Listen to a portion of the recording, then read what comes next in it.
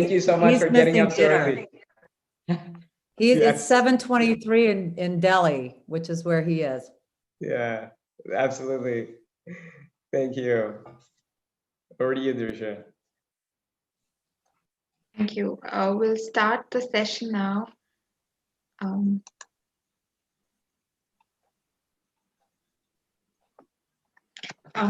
So good morning, good afternoon, and good evening to all my dear friends joining us live today. I'm back again with the entire POP family, welcoming you all with yet another session of conversation today on day 2, session 2. Today we have Laura Turner Seydel, chairperson, Captain Planet Foundation, with her daughter Vasser Seydel, board of directors, Turner's Foundation. This session aims to be an intergenerational conversation about the role of youth in building a healthy and sustainable future. So to start with, I would like to first introduce Vasser Seydel, who graduated with cum laude honors from the University of Georgia, earning a Bachelor's of Arts degree in communications.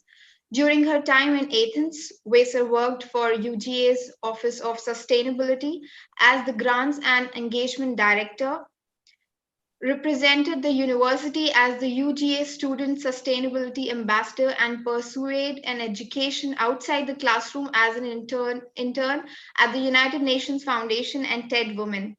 After graduation, she began consulting with nonprofit businesses, individual clients, specializing in communications, digital media, and strategic development to enhance brands that create positive impact on society. Vasser continues to promote and support her family's legacy and commitment to environmental responsibility through her family's foundation, the Turner's Foundation, as a board member and the first chairperson of the Turner's third generation board. Additionally, she serves on the boards of directors for the National Center of Family Philanthropy and is a global ambassador for Julian Lennon's White Feather Foundation and an Arctic Angel for Global Choices. Most recently, Vasser has taken on deep seabed mining issues as the campaign director at the Oxygen Project and has the honor of representing the International Union for the Conservation of Nature at the IUCN Environmental Youth Ambassador. Welcome, Vasser. Thank you. Thank you for having me here. Thank you. Now, I would like to introduce your mother, Laura Turner Seydel, who works with and supports organizations that address urgent challenges affecting the health and functionality and vitality of our life support system, or air, water, land, food, biodiversity, and climate. As a chair of the Captain Planet Foundation, Laura guides the organization in its mission to empower and engage youth to become environmental stewards, and through hands-on experiential projects, she is a passionate board member of the Children and Nature Network, which helps children grow up realizing the many benefits that exposure to nature provides. She fights for the health of our children as co-founder and chair of Mother and Others for Clean Air, working to improve air quality of at-risk populations. She serves on the boards of Project Drawdown, which focuses on measuring the top scalable solutions to address global warming. Laura also works to address the extinction crisis at the Patron of Nature with the International Union for Conservation of Nature. Laura co-founded Chateauhauche River Keeper to help protect the drinking water of more than 5 million Georgians. Laura works to achieve the same safe water mission internationally as a board trustee for the Waterkeeper Alliance to leverage and protect important environmental policies that protect the air, water, land, and especially climate. Laura serves as a vice chair of the League of Conservation Voters Education Fund. She also serves the Turner Foundation, United Nations Foundation, Nuclear Threat Initiative, JST Foundation, and the Turner's Endangered Species Fund. She's a member of Atlanta Rotary, and she serves on the Carter Center Board of Counselors and on advisory boards for the Ray C. Anderson Foundation. Welcome, Laura. Good to have you today. And I'm so mesmerized after reading your bio, and Vasser, for you, same goes for you as well. Hope to have a great conversation today. Over to you, Dr. Ash. Thank you. Thank And, you, and thank you, Drisha.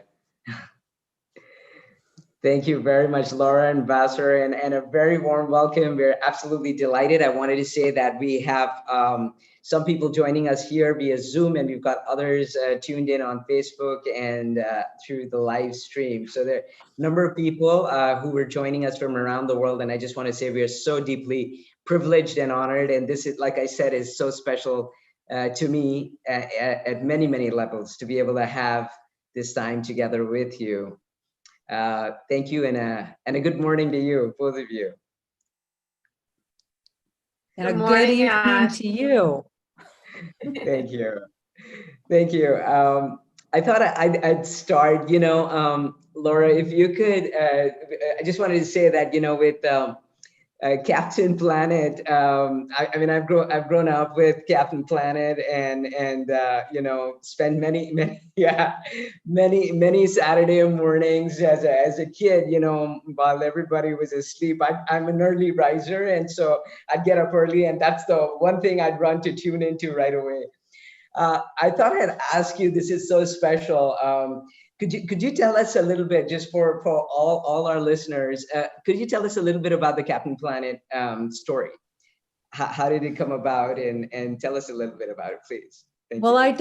I don't assume that everybody on the call this morning is a millennial planeteer like yourself, but anybody can be a planeteer. And, I think really Dad's vision was, there's so many superheroes, but he wanted one specifically, a superhero for Earth. And so it was his idea, and that this superhero would work together with a youth from every continent. So the 5 Planeteers, and it was such a hit around the world because it was the first time that you saw a character, a lead character that looked like themselves. And how they were working together to fight eco-villains, Sly Sludge, Dr. Blight, Duke Nukem, Hoggish Greedley, and we know some of those types in real life. And really, when the Planeteers came together and combined their powers, they could achieve anything. And when they came together and combined their wherewithal, then they called on kind of like a divine intervention, which Captain Planet was, the superhero that really helped them stop any number of horrors facing our planet. But what I thought was great too was that there was an interstitial that came on afterwards. So the kids were edutained about these issues of global importance, social issues and environmental issues, war, landmines, AIDS even. But the interstitials were, what you could do in your own home, your own school, your own community to make a better place. So planting gardens, starting recycling programs, planting trees, picking up litter, helping animals, restoring habitat. And then, a year after the cartoon launched in 1990, so it's our 30th anniversary,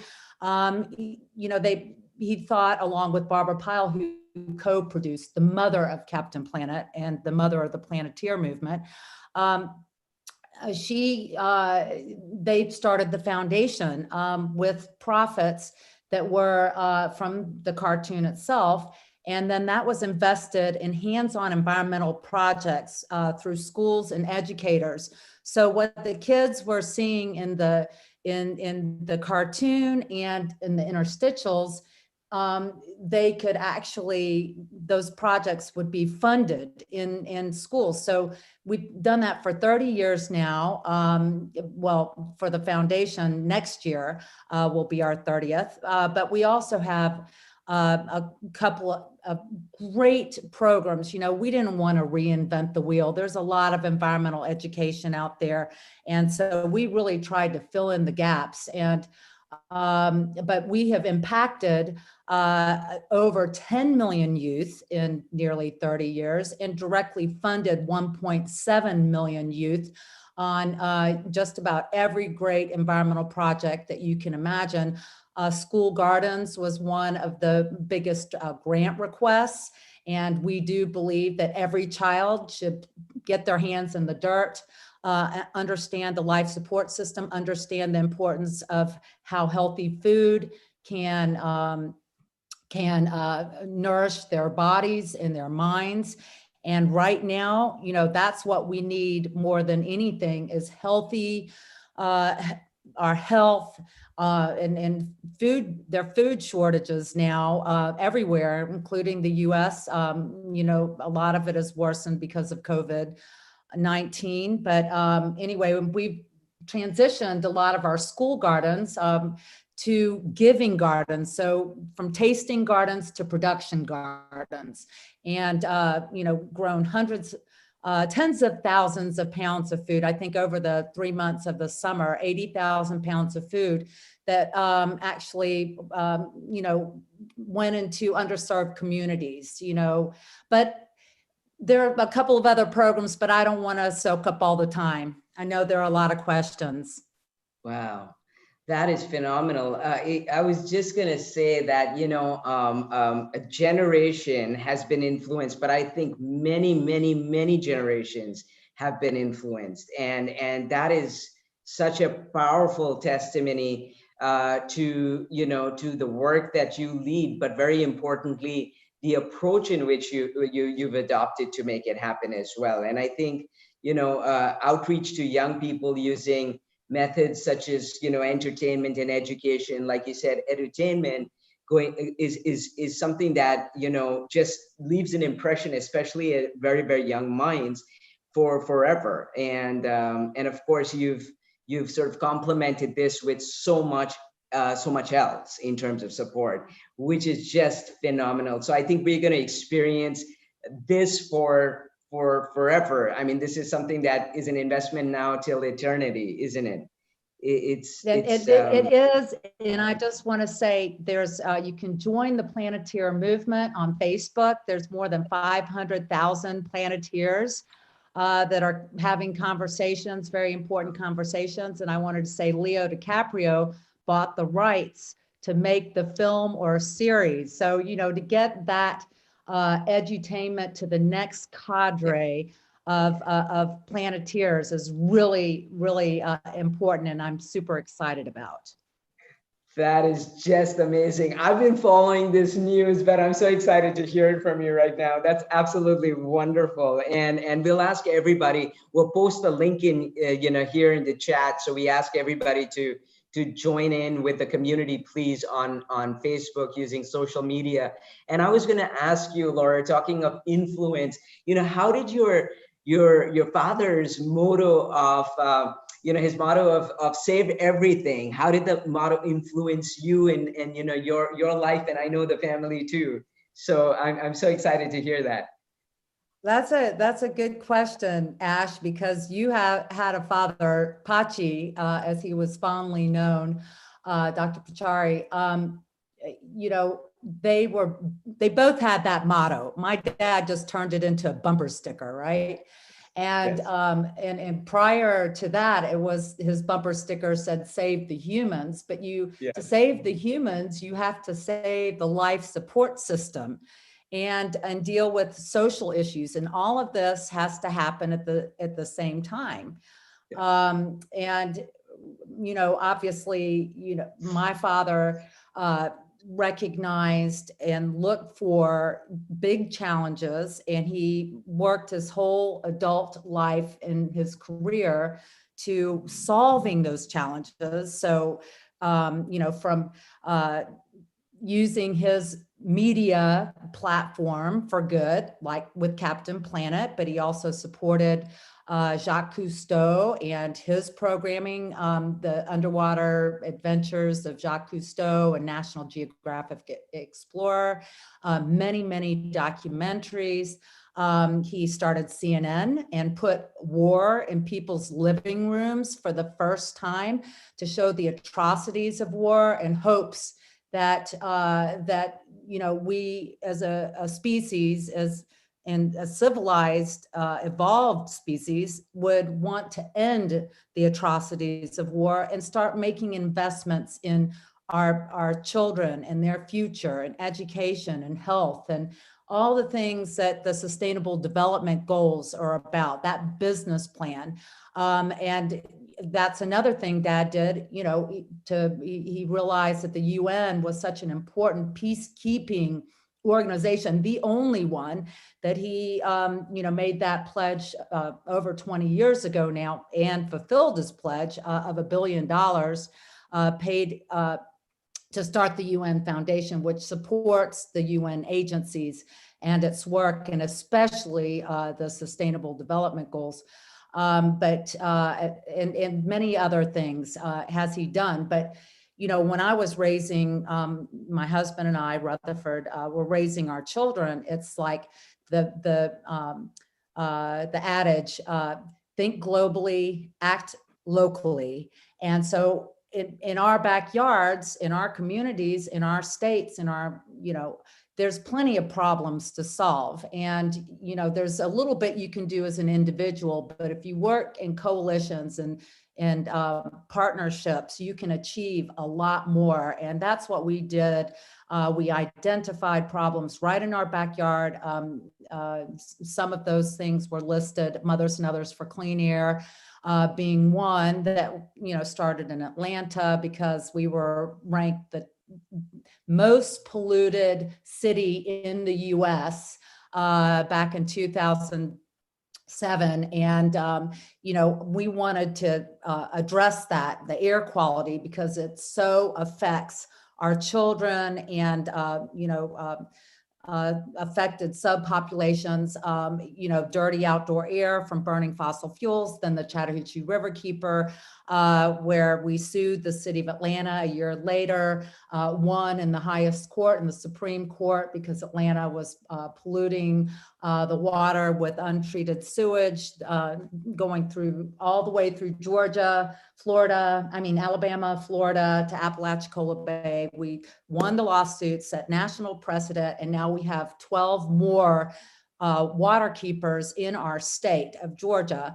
And I am on the national board now of Waterkeeper Alliance, which, does the same thing on 35 rivers, in bays and sounds around the globe, even in India. And, water is our lifeblood, and it's a huge challenge and growing challenge, as around the world. And we have to work very hard to change the course that we're on and put everything into it. It's not just, starting to use reusable bags and drinking water bottles. That is really important, but we've got to do everything, and all the solutions are there.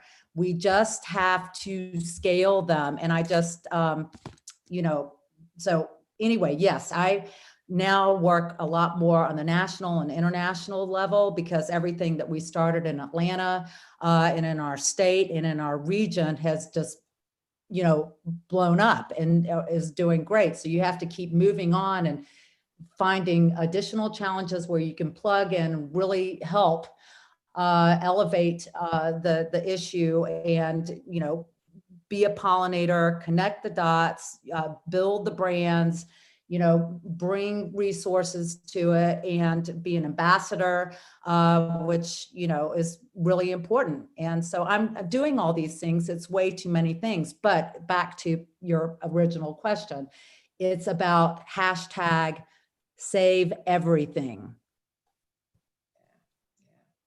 That's fantastic. Thank you. And I love that because, and I love the way that you've sort of scaled everything because the world is so connected, isn't it? I mean, what happens in one part of the world, and I think COVID has opened our eyes. If anybody was not aware of it or cognizant of it, that this is in fact the case with the way the world is today.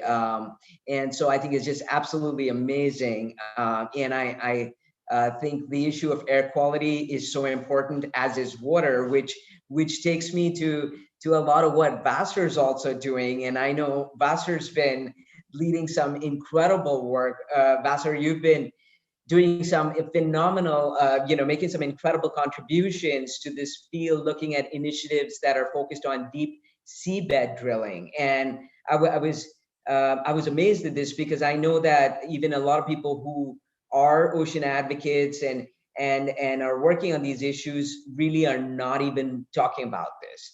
And so I'm really interested and excited about what you're doing. And I'd love to hear more about what it is you're doing and also what drives you to focus on this issue.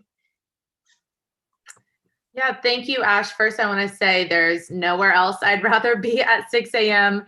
in the morning than on a panel with you and my mom, and really with the audience that's tuning in from all over the world. So I guess the little silver lining of COVID that we can be with everyone at the same time, and I can be watching the sunrise in front of me.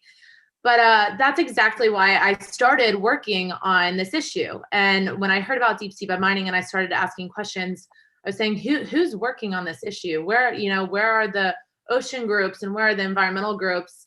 And to be honest, environmental groups and ocean groups have their hands full as it is. We're all working overtime, and we need to bring more people along and really get more people along for the ride in this environmental movement that really isn't operating in silos. All of these aspects and everything that we touch really interplay with each other. And that's just the science of it all. And we're really realizing that now. But unfortunately, the reality is the ocean is dying a death of 1,000 cuts. And we see this from plastic pollution to climate change to overfishing. And we're really already seeing symptoms of ocean health decline, as well as planetary health decline, and those things go hand in hand. But we see increased acidification, increased deoxygenation, and mass biodiversity loss. And despite scientists sounding the alarm on these issues, there's a new destructive global industry. And this global industry is called deep seabed mining. And just to give you a little bit of a description of what deep seabed mining is, because like Ash said, most people have never heard about it. It's the extraction of resources from the deep sea in areas beyond national jurisdiction. So you can generally think in our international waters. So how did this come to be? How are people allowed to mine or potentially mine in our global commons? And it's through something called the International Seabed Authority. So right now there are negotiations in the UN's International Seabed Authority, the ISA, over something called the Mining Code, which is basically exploitation regulations for this new industry. So the passing of a mining code will actually allow deep seabed mining to take off on an industrial scale, which, by the way, would be the largest mining operation in history. And 30 licenses are already awarded, and that's just the beginning. So basically, these mining companies are just waiting for the floodgates to be opened by the passing of this mining code. So the ISA, I have to give you a little bit of a background because this is probably the first time you've heard about them.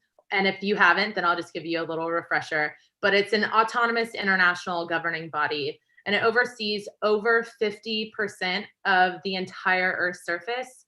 And one of the concerns is that the ISA is set up as both the profiteer and the steward of our deep sea.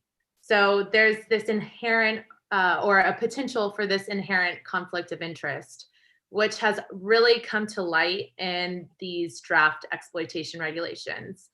and where leadership in the ISA has focused on expediting this pro-mining agenda rather than prioritizing strong environmental sustainability regulations and standards, which, by the way, I think everyone can agree, except maybe investors who would prefer externalizing costs on the commons, that we need strong industry regulations and standards if deep sea bed mining is to occur. So just so you know where the thought leadership in the ISA sits on this, the Secretary General of the ISA, Michael Lodge, said himself, and I quote, once you have mining, you have monitoring, then you develop standards and you progressively tighten those standards once you have a feedback loop from monitoring your own activity. So that is the policy of it, a quick, super brief download of the state of deep sea bed mining. But I really want to get to the fun part and the science of it, because most people don't know that 99% of the seabed is unexplored and that the deep sea is the biggest habitat on the planet. Also, the seabed is said to be the largest carbon sink on the planet. So it is crucial in the carbon cycle and also very interlinked with what's happening with climate change and could be a very great solution for climate change and already is. But these ecosystems are also super fragile and extremely vulnerable to human disturbance. It has taken them millions of years to form. And one of the things out of 3 different types of deep sea bed mining that miners are really going for is something called a polymetallic nodule. And one polymetallic nodule has taken 15 million years to form. So take it from Dr. Sylvia Earl, who was in our campaign launch video. And she said deep sea bed mining is like clear cutting the ocean, and scientists warn the effects will be catastrophic and irreversible.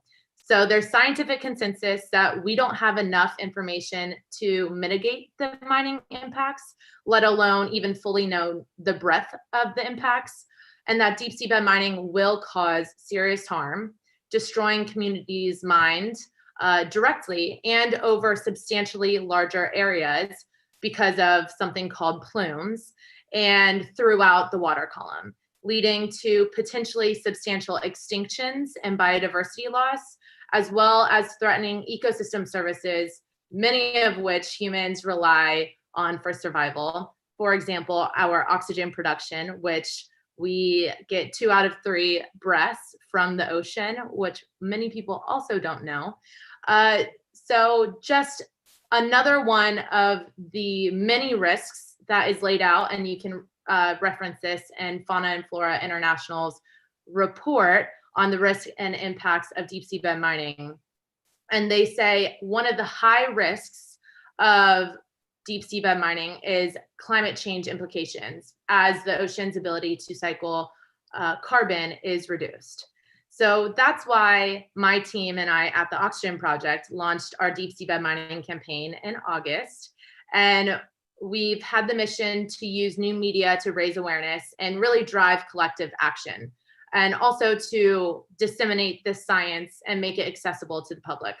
So most recently, we've joined forces with fellow youth leaders at the Sustainable Ocean Alliance, and together we're calling on the UN and ISA representatives, as well as world leaders, to stand with us in support of a 10-year moratorium on deep sea bed mining in line with the UN Decade of Ocean Science. So that was a really quick, brief update on what deep sea bed mining is and what I'm working on and what my partners are working on.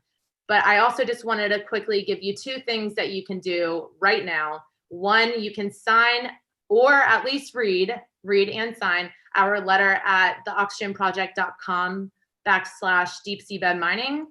And 2, if you want to learn more, you can sign up for our virtual event called Defend the Deep, Global Youth Mobilizing to Protect the Deep Sea. It's on December 10th. It's next Thursday. We have partnered with Schmidt Ocean Institute. We have partnered with Ocean Elders, and we have 2 really exciting keynotes. Nainoa Thompson from Hawaii, and he's an ocean elder, and Jane Fonda, who will be giving the closing keynote, and also a great call to action. So you can also find that on our website at the Oxygen Project or on our social media. So please, if you want to learn more, get involved and yeah, sign our letter and sign up for the workshop next week.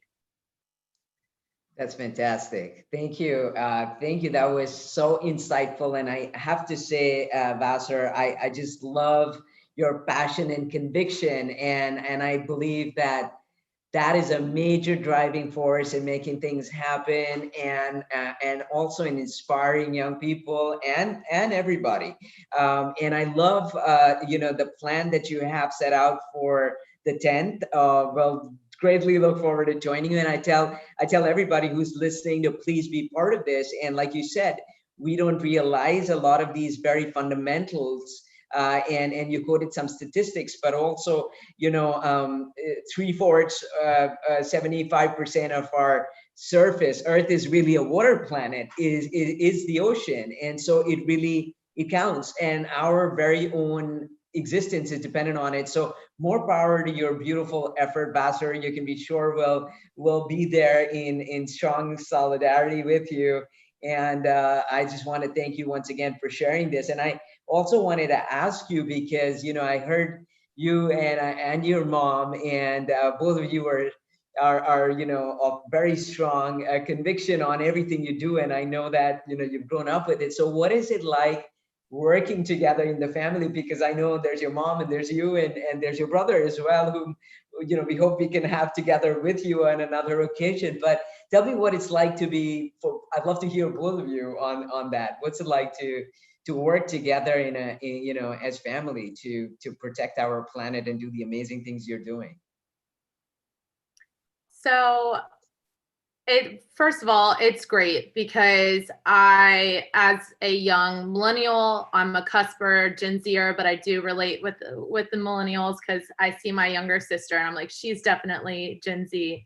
But really what's been amazing is getting to grow up in a family who has been talking about these environmental issues ever since I can remember. So it's so intrinsically ingrained in who we are as people. And it's really primed us for this moment in time to be able to galvanize into action. And my grandpa, who started the Turner Foundation, really started the foundation for two reasons. And one is obvious, that's to create impact in the world. And two, maybe a little bit less obvious, is to create unity amongst our family and to really bring us together. My mom has 4 siblings, so there's 5 of the next generation, and there's varying opinions across the board, and we have a big family. So he was really visionary within our own family to say, let's come together over shared values, and, you know, even if we have differences, something that we can connect over and drive together.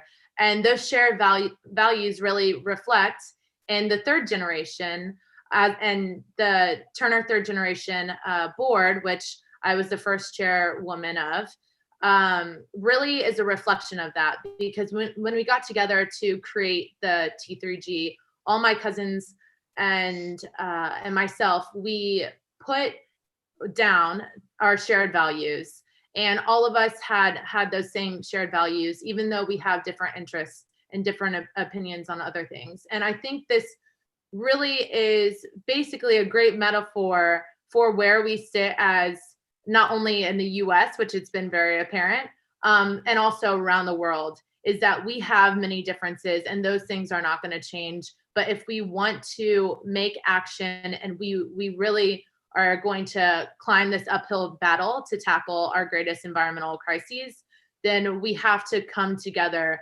and come together over shared values.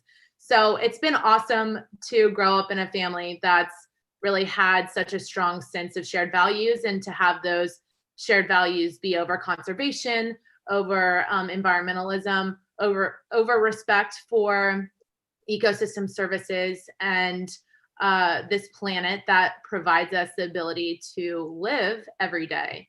And another aspect of this too is my step grandma, Jane Fonda, created this year Fire Drill Fridays. And I actually spent the first Fire Drill Friday, even though I didn't really know what it was going to be, with her. And I didn't fully realize that part of the plan of Fire Drill Fridays was not just protesting for the Green New Deal. It was also, we're going to protest and possibly get arrested for the Green New Deal. So when I went to DC, I didn't fully know that. And I have been very fortunate to never really have an interaction with the law before.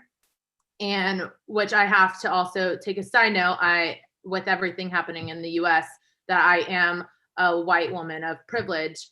And so using this tactic for, nonviolent protest is a privilege. But I went to DC and I called my other grandma, Pat Mitchell, who is also good friends with Jane, and who could not be there that day. And I admitted I was a little nervous to get arrested. And she told me that you will never regret standing for what you believe in. And I got off the phone with her, and it was like my world has changed since that moment in time. So just to show you, and you see my mom here today, I have an amazing support system. It starts with, before my grandparents, it starts with my great-grandparents and probably before that as well. But it's really the family and the community you're around really help you, or have helped me galvanize into mobilization for the environment. Fantastic. And what a blessing, really, at a personal level and also for the planet. And, we're so grateful for all that, you and the family do. And I'd love to hear you, Laura, on that. Love to hear your thoughts. It's so precious. Oh, I think the microphone is.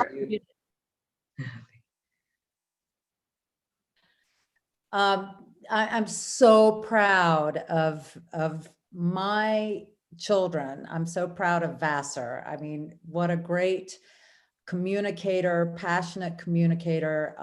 And she's been so engaged with the deep sea bed mining issue. Her brother, John R., is the youngest sustainability director in the US, for sure, of any major city. And I'm so proud of his work.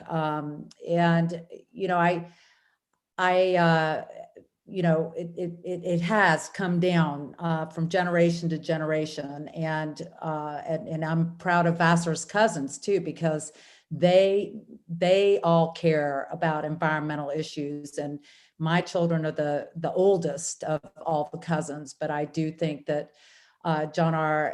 and Vasser have been, leading by example, which my dad did for me.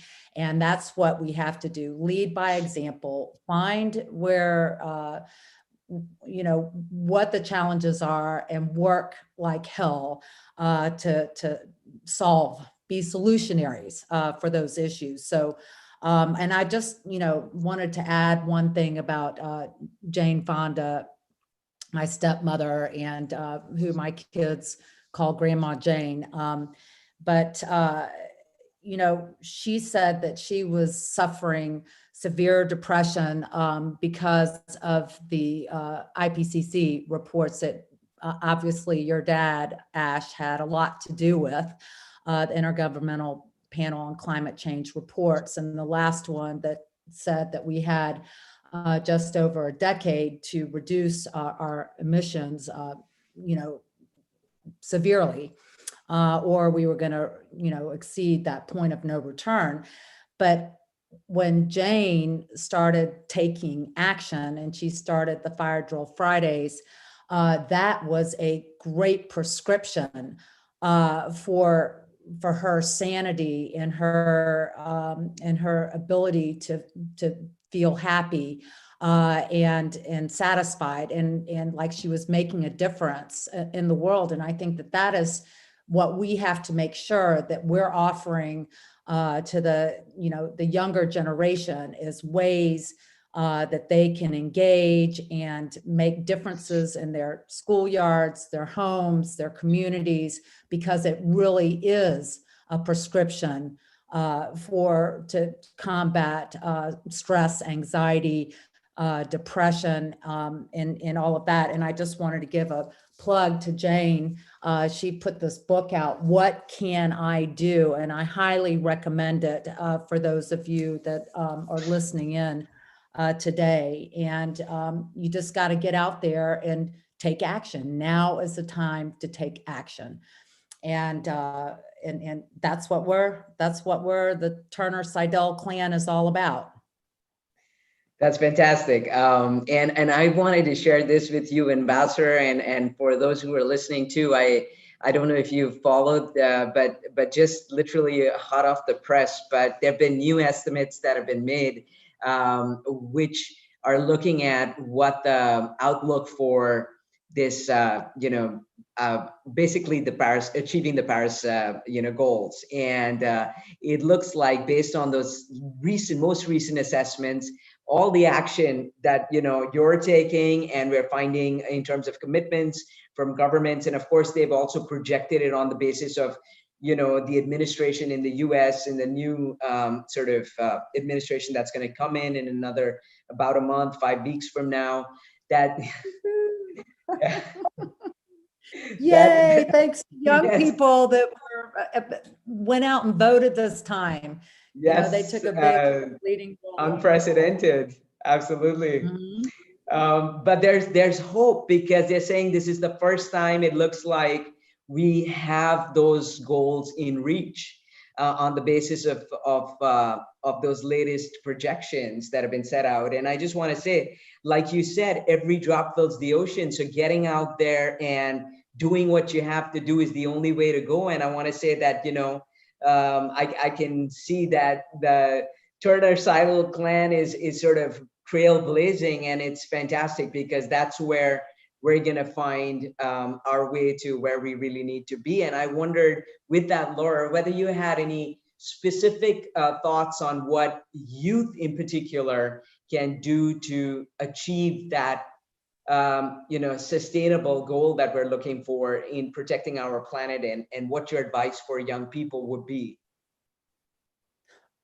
Well, I mean, I think youth are already doing amazing work. I'm Greta Thunberg, obviously, with the climate strikers, millions of youth around the world strong, calling on us, the older people on this planet that have screwed things up for them and their future, to take action, to speak on their behalf, to vote, most critically, on climate change and so many other issues that affect their health and their future and their quality of life.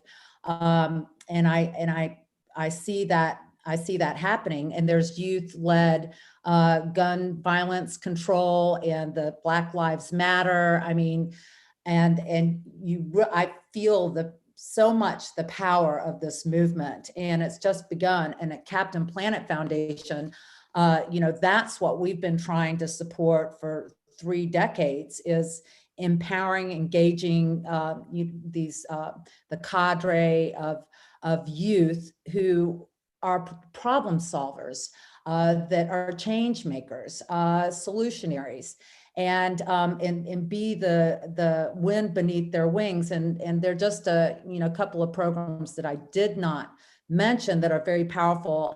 One of our programs is called Change Makers, and where we engage youth and train youth to use technology, innovation, environmental issues, and direct action to get out there and develop campaigns and reach out to politics, inform their communities, change the way business is done. And I just want to mention one of these is called Ocean Heroes, which is something Captain Planet started with Adrian Grenier and his foundation, Lonely Whale, 3 years ago. And we're partnering with 40 organizations, including UNEP, UN Environment Program. And we've had these Ocean Hero boot camps, and we've engaged about 7,200 youth and trained about 1,100 youth so far. And almost out of that came 200 campaigns from these youth who care passionately about ocean health and plastic pollution. So they're coming to learn how to scale their game to reverse a lot of the harm that's happening right now. And they're going out and they're, changing things in their schools, eliminating one-use throwaway plastics in their communities, with businesses, getting legislation, putting pressure on their elected officials to change legislation. And they're just badass. So we just hosted a virtual boot camp in June, and we have another one this month coming up. It's a regional one, virtually focused on the Caribbean. And then we have one coming up in 2021. We've got two, one in Africa and one in India. So we could definitely use your help there, but more of these kind of programs that give the tools and resources and training to young people to be empowered to scale their game and, force my generation to work with them side by side in partnership, support them in their quest for a healthy, intact life support system in future. Fantastic. That's great. Thank you, Laura. I was going to ask Vasser you've been part of this fantastic movement, especially with the Captain Planet movement. And I was wondering, in light of the COVID-19 crisis, what is your vision for Planeteers now going forward, given this context and understanding of it? Well, first I want to praise you guys, you, Ash, and your whole team at Pop Festival and everything you guys are doing, because you're getting young people and people all over the world engaged around environmental issues. And that's exactly what needs to happen, especially in the COVID-19 crisis. You're not stopping, you're just using technology and internet platforms to keep engaging on these issues. So that's exactly what I hope for Planeteers in this COVID-19 world. And it's actually what we're doing at the Oxygen Project in this COVID-19 globalized digital world. We're embracing technology and the Internet of Things and its many tools and analytics as a new mechanism for new age global activism. And I think young people all over the world are really rising to this occasion. But what needs to happen is that we reach out a hand and keep encouraging more people to get activated and to get involved and voice their opinions. Because like my mom was saying earlier, we really have a small window of time to make massive changes, and not only culturally, but with capital and with consumption. So I really hope that future Planeteers, lend out a hand, bring someone along, or multiple people along for the ride. But also, as you know, and as everyone can probably tell by now, I'm super passionate about the ocean. And the ocean is largely something that is put on the back burner in a lot of environmental conversations. And, there's no shame in that. We have a lot of things to do as environmentalists, but it is something environmentalists and young people all over the world really should bring onto their platform. Because like you said, Ash, we live on a blue planet, and really the reason why we don't have runaway climate change today is because of the ocean. It's been sequestering the majority of the carbon and is consistently absorbing the planet's rising heat. And as a result, we're seeing symptoms of the ocean health decline. So really what's going to solve the climate crisis is, one, conserving the remaining ecosystems on the planet, especially those that produce the majority of our oxygen and store carbon, as well as hosting some of the planet's remaining biodiversity. And two, through innovating, funding, and implementing truly sustainable and equitable solutions, ones that really work with nature and not against her. So I hope that the Planeteers will really take this on as their mission around the world and come over commonalities to really drive this change. That's wonderful. Thank you. And I was wondering, Laura, what is your dream now going forward for the Planeteers today? Well, the millennial Planeteers, obviously, they're in every business sector, millions and millions around the globe, like yourself, that grew up watching a cartoon that was very inspiring and motivational. I'm on the board of an organization called Project Drawdown, and this organization was the first to go out and get the world's best researchers from 22 countries around the world, and the first to map, model, and measure the top 100 solutions to global warming. It's in this book. This is 3 years old now, I believe, a New York Times bestseller, but it actually has the net costs, the net savings, how much greenhouse gas emissions are drawn down. There's been new updated research. It's Project Drawdown Review 2020. So I encourage the Planeteers with us today to go check it out. But it's really, there's 3 buckets, and one of those buckets is nature-based solutions. And a lot of that has to do with regeneration. So regenerative agriculture, regenerative grazing, taking what the marginal dead and dying soils and putting life back into the soil. And when you do that, it creates an amazing brand new carbon sink and obviously makes the land more drought resistant. It provides a lot more profits for farmers and ranchers. It helps with the extinction crisis. A lot of these species rebound, both flora and fauna. So I would encourage people to watch the film Kiss the Ground. It premiered on Netflix. It was supposed to premiere at a big film festival on Earth Day, the Tribeca Film Festival. But anyway, it launched on Netflix in September, and Captain Planet Foundation partnered with Kiss the Ground on a soil carbon quest, which is open sourced. Youth can do it at home. They can do it in school. It's really powerful stuff. And we have to get to that place to grow more food, healthier, happier animals, create that carbon sink, provide more profits for farmers and ranchers. It's a win-win-win situation.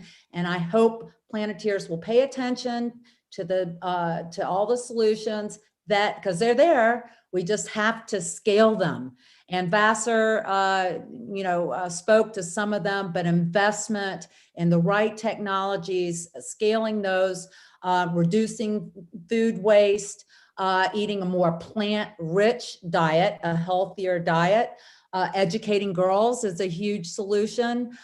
So anyway, and more power to the Planeteers, and just know that I'm willing to keep doing the work that I'm doing and looking for lots of new ways to partner.